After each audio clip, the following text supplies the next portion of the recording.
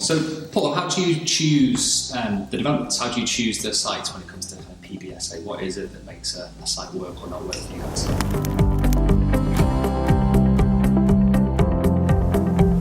Well, residential assets, the company our whole idea is to bring on the best investments possible. Yeah.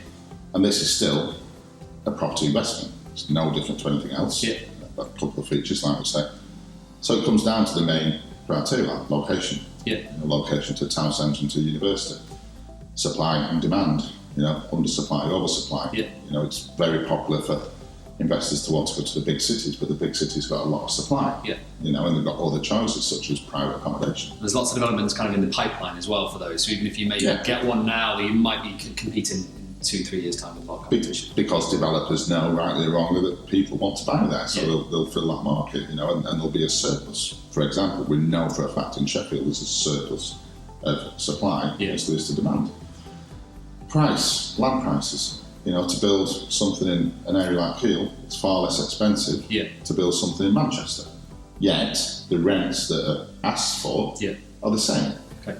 So if you took that on a residential side, if you've got property A that's been sold for 80,000 and gets £500 a week, and property B that's been sold for 100,000 with the same rent, the 80,000 is the better yield. It's the same. So your hard asset cost is obviously going to be reduced in those sort of areas, but return's much better. And then when you've got that yield, the greater the yield you've got, so let's say 10% is, the greater your exit strategy for the resale value, like we were saying earlier, on the commercial value.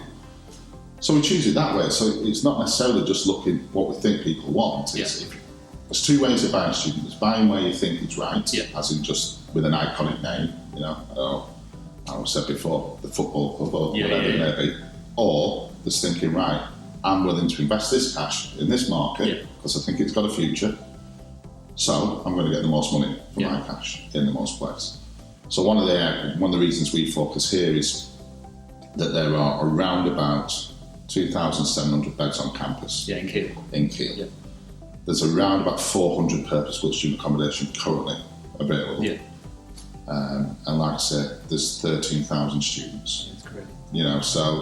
So that's why it works for us, because we work with the one developer that's working here, and there's no way you could build for the next 20 years and fill that quota. I was going to say, is there so specifically in Keele, is there other sites that are kind of cropping up to try and fulfil that demand? We've got 2 sites ongoing, so obviously this is complete. It's been up and running 2 years. We've got one that's ready for next year, and then we've got another one that's ready for 2020, and then I know he's got other ones in the pipeline.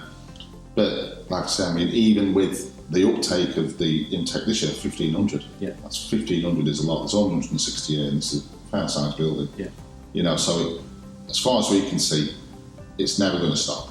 The supply will always be there, and unless Keele University ceases to exist and the university hospital, then we can't see. But are you having to kind of check things like the rankings and stuff? So purpose-built student accommodation requires student tenants have come to good universities, so you checking kind of the local universities to see if they're quality standard, if they've had, I don't know, good historic kind of... And if they concentrate on one certain thing, we know that engineering universities do very well. Keele's a medical university, hence it's got the university hospital as well. And that brings in students that has a particular niche. And so you look at rankings as well, and they are important. So again, one of the problems with Keele, which we keep on talking about, but keep it Keele, is no one's ever heard of it, but it's ranked above, John Moores, it's ranked above Sheffield Hallam, it's ranked above De Montfort, etc. But they're probably names that you know. So people want to come here. And when they come here and they go onto the university hospital, they're probably here for 6 or 7 years rather than 3 or 4. And because of the size of the town, you know that most of these students are in need of accommodation, because it's not an area where, if you live in Liverpool, you can go to Liverpool University and stay at home. That's not an option here. And there aren't the kind of accommodation. There's the odd ones scattered around because it's a residential area. So to us, it's the perfect storm. Everything's in place to have everything that would tick normal investor tick boxes. As in yields, location, etc. But it's just in a student format. So you're looking at it from a student point of view. You're making sure that the university delivers, and then you're looking at kind of the area, not secondary, but as part of that. Where I guess most people will probably, when it comes to straightforward buy-to-let as well, they'll gravitate, as you said, to the areas that they might know, or the football teams that they might know of, and then they'll say, well, I hope there's a good university there because we want to kind of rent to that. This way around, that you're making sure that you have the supply. Yeah, and it's just about, you know, doing your research, and if you are into that market, then it is an investment of your cash, Yeah. and that investment should be trying to get you the best opportunities possible. Yeah. So even if you are, well, the only exception, sorry, is that if you are buying for son, daughter, and they're going to a particular university, Yeah, then obviously, you want to buy there. But when it is an investment, then it's right, okay, I like this market, I now understand PBSA a little bit better. Yeah. I understand how I can sell my property on, I understand my returns, I understand that it's stress-free. So then what I might as well do is have a look around now and see what's offering me the best deal. Yeah. Because ultimately that's the most important. That's what you would do on any other property investment. You can look at those towns and cities that deliver your fundamentals. You know, and you're usually looking north because, again, we're talking land prices, so I have no idea what a London PBSA would be to be a lot of money. Yeah. And again, it probably would be a very small yield, but when you're looking in the sort of northern areas, there's places like Sunderland, Hull, etc. You get good value for money.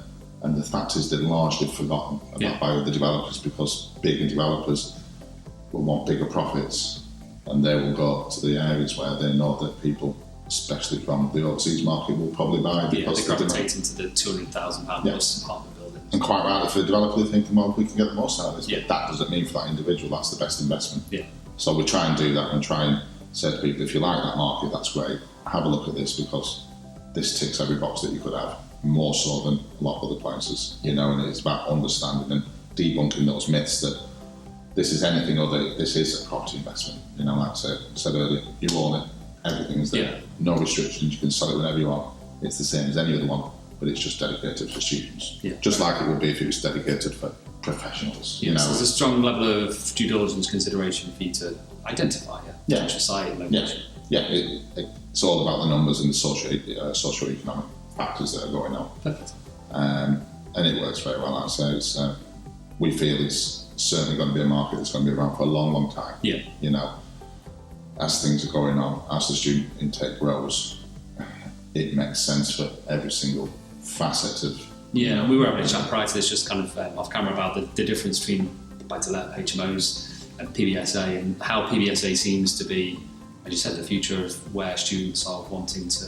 They get a lot of services provided for it. They get fantastic location generally. Perfect. And the one thing you don't have, which we discussed, is, you know, fundamentally with HMOs, there's nothing wrong in theory about it.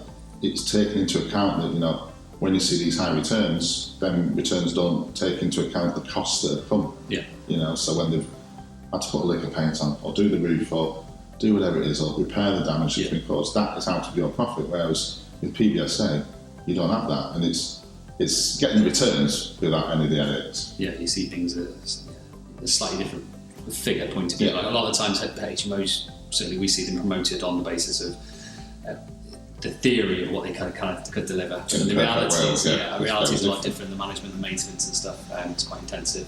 And there are properties or locations that can kind of work, but I think the future of PBSA seems to be quite. It does. I mean, the only thing is that, which we can understand with the HMO market, is that it's not a residential house that's been converted, you know, so it's not something where you can release money on to reinvest. Yeah. But because it is a cash investment, but because your yields are so high, then obviously, if you're after 5 years, the PBSA, within the PBSA, because you're getting 50% of your money back in 5 years, then effectively, if you manage that money well, you are releasing money, because that can then be used for whatever you want after that. Yeah. But that's the only difference, you know, and that's the under 30 square metres generally, but, you know, the good sized studios, that's why it's a cash investment, you know, so. But I think people are finding that more comforting, knowing that they don't have to worry about interest rates. I'd say it's Brexit proof at the end of the day. That money's going to work well for you for a long time.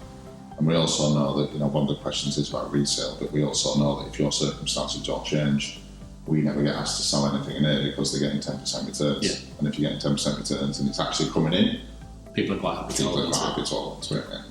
Perfect.